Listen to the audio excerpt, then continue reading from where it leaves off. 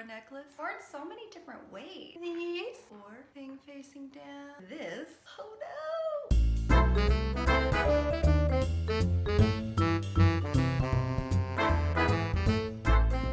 Hello again, my dance friends, and welcome to my channel. Today, I've invited my dear friend Liora Murrah to join me so that she can talk a little bit about Ren Fair dancing. That's right, how do you get into Renaissance Fair dancing? How do the troops and individuals that perform at the Renaissance festivals all over the country, and particularly right here in Texas, they deal with audiences? How do they deal with having constant shows all day long, all weekend long? These are the things we want to know. So I've asked my friend Liora, who is a part of the Hands of FATIMA dance troupe, who regularly perform at the Sherwood Forest Fair annually, to just give us some general tips. Liora Murrah is a local fusion dance artist here in Austin, Texas. Her dance troupe, MAYURA performs regularly, and she also runs the Migrations World Dance and Music Festival here in Austin. She also choreographs for the company there. That girl is always choreographing and dancing. If you haven't already, check out her classes. She has a lot of online classes happening right now. She's very busy. I'll link those below for you. But without further ado, here's Liora. Hello, Liora.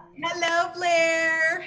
Thank you for coming to visit with me today by being in your house and visiting me. Oh, thank you for having me. Thank you for inviting me to do this. I'm wearing one of your necklaces today. Yay, you're wearing one of my necklaces. I'm wearing one I made too, with a bat. I'm so excited I finally get to feature you in one of these videos because you do so many things. And today we're just limiting you to the one topic of how to perform at a Renaissance festival. How to get into I know You're just small. Based on your experience or what you've seen happening within Ren Fair, well, how does one even get into performing at a Renaissance festival? So I'll tell you how I got involved in performing at a Renaissance festival, and then I'll tell you some of the things that I've seen over the years in terms of festivals, and my experience is based on what I've seen in Texas, in Georgia. Before I even started performing at Renaissance festivals, I'd only been to one Renaissance festival. I was a baby belly dancer in Atlanta, and my teacher, Zia Ali, Awalim Dance Company. She and Awalim performed at the annual Georgia Renaissance Festival. And so my friends and I wanted to go see her perform, and I went in my, regular mundane civvy clothes, and I walked in the front gate, and I had people like yelling at me in English accents, and I'm like, listen, I'm here for a turkey leg and to see my belly dance teacher perform, all right? And so like the rest of the day, it was just kind of like this shell shock, like I had never been to a Renaissance festival before. I moved to Texas, and I like to say I fell in backwards to performing at a Renaissance festival. I moved here from Atlanta, and I started teaching classes, and two of my students were Sonia and Jeannie Sahira from the Tipsy Gypsies. And over the last couple of years, they had performed with a group at Sherwood Forest Fair, which is a medieval themed Renaissance festival out in McDade, Texas. It's about an hour east of Austin on 290. And the group that they danced with was this huge conglomeration of dancers that they had met and accumulated over the years. And they had originally known each other from an old festival called Excalibur that used to be in Bastrop. When Excalibur ended and Sherwood Festival started, some of these dancers who they've known each other for years got together and created a group to perform at Sherwood, and they auditioned and they were accepted. And so they had performed at Sherwood for 2 years, and Sahira and Sonia were part of that. And so they invited me to dance in their troupe. And so I started dancing with them, and then they went, hey, we're part of a performance group that dances in a Renaissance festival. Do you want to dance? And I was like, oh, okay. And it was like, this is my I wasn't a baby belly dancer at the time, but baby Renaissance performer. I knew to wear kind of like my traditional Middle Eastern, North African garb. I had like my Turkish vest and my coin bra and my, my coochie belt, and I had kind of a half wrap skirt on. They said, okay, we're all gonna wear pants and we're all gonna wear boots. And I was like, okay, pants and boots, I got this. So I showed up at the front gate at Sherwood Forest Fair wearing Melody of Flare pants and Doc Martens, and had the embarrassment of being escorted by the entertainment director to my stage because I had no idea where to go. And by the time I got through the first couple of shows, I was like, dude, this is awesome. I was very fortunate because I became friends with and then joined a dance company with dancers who were already performing at a festival. In terms of what I've seen at Renaissance festivals, at least in Texas and Georgia Renaissance Festival, is that there tends to be a local group associated with that festival. Most of the Renaissance Festival performers they do their job year round and they travel from festival to festival. The belly dancers that I've met that do Renaissance Festival performances tend to stay local. And I think part of that is because most of us have day jobs and or families. And so we want to do this awesome thing when it's in our area. I'm not as up on Scarborough right now. I know that Isis and the Star Dancers do have a company that perform at Scarborough Fair up in Waxahachie. Over at Texas Renaissance Festival outside Houston, we have Shinyata Belly Dance, Dauntless Dance Company, and Gypsy Dance Theater. And then at Sherwood, we have Hands of Fatima, which is my group. And then this year we were joined by Scallywags, which is kind of like this pirate belly dance show, which is totally awesome. Yeah, that's from my Colleen Panel, who Yes! takes a lot of organizing. Yeah. Great. Colleen is amazing. Colleen is absolutely amazing. And so it's really cool that you get to be a part of this. And at least at Sherwood, the dancers, we go to each other's shows and watch them and support each other. And so we can cheer them on and put a little bit of our tip money in their tip basket and just support them. So there are a couple of ways that I think you could get involved with performing at Renaissance festivals.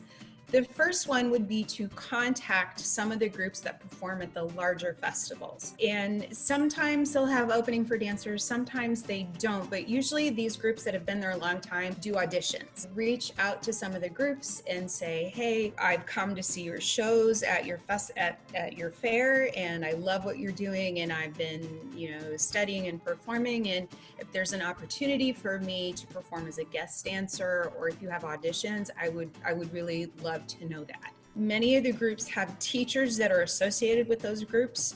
So like Sylvia Salamanca is a teacher. She's the director of Shinyata.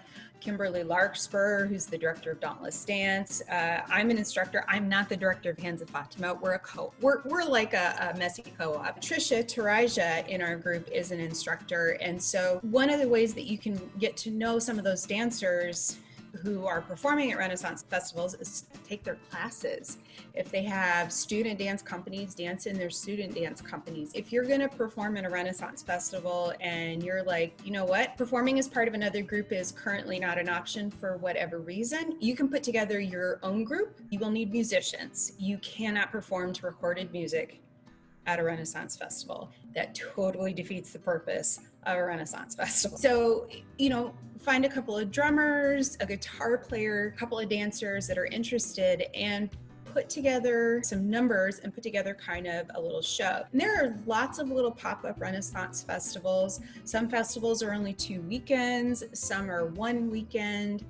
But they're all, like Texas has several beyond the 3 major festivals. And so contacting those festivals and saying, hey, I have a Middle Eastern / belly dance company with musicians. We'd love an opportunity to audition for your festival. How do we go about doing that?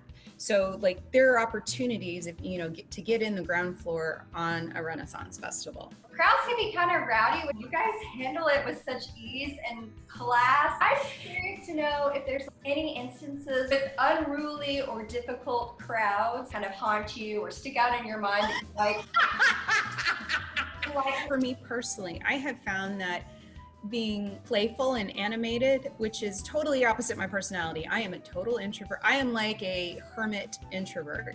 But for some reason, when I get to my Renaissance Festival, when I get to my Sherwood, I come alive. And so it's playing off that and being very, very playful. In terms of children on the loose, they're there to have a good time. So like with my group, we alternate between group numbers and solos and whatnot. And so usually if a kid comes running up, if I'm sitting there playing my finger cymbals, I'll lean in, I'll be like,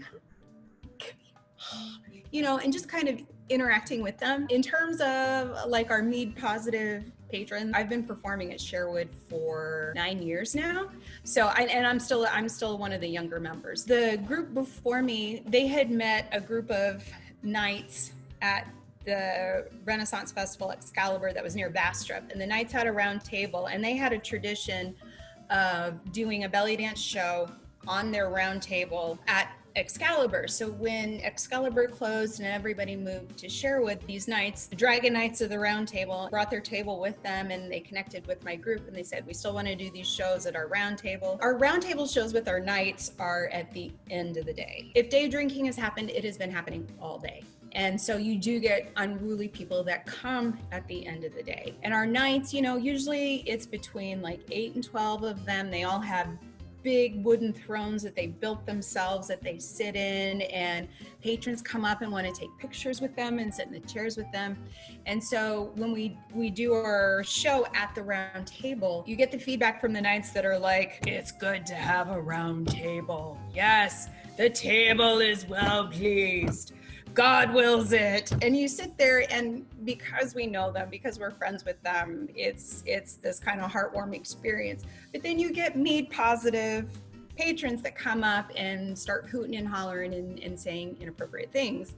And in terms of like that particular show, one of the knights always takes his helm, and it rotates between the knights. He takes his helmet, and he goes around and he actually collects tips for us. Last season, we had a very, very intoxicated man who was hollering loudly about his experiences at other Renaissance festivals and, ooh, girls, shake it, and all that good stuff. And of course, I'm up on the table going, I'm cringing. And what happens is the knight that was going around with his helm collecting tips, he got up in that guy's face and he's like, you're tipping the dancers, aren't you? Show some respect. You're tipping the dancers.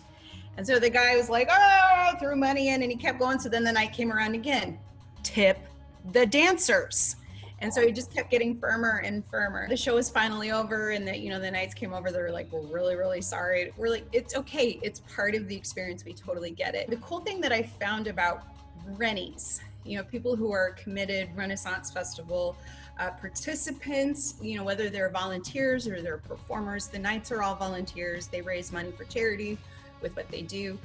They tend to abide by this old chivalric code that we look out for the people who cannot always look out for themselves, which is, it's so romantic and so beautiful. But at the same time, they're also very protective of us. And that's really, really sweet. I feel like it's really a team effort in terms of handling patrons that are overly enthusiastic, just trying to have a really positive spirit about it. And then going back to your camp at the end of the day and going, somebody passed me the mead. Let me tell you what happened to me at the table today. It looks like a lot of fun, and it is, but the other side of that, it is a lot of hard work. And I'm weird because I love both of those things. Well, thank you so much for the visit today. Welcome. Bye. Bye.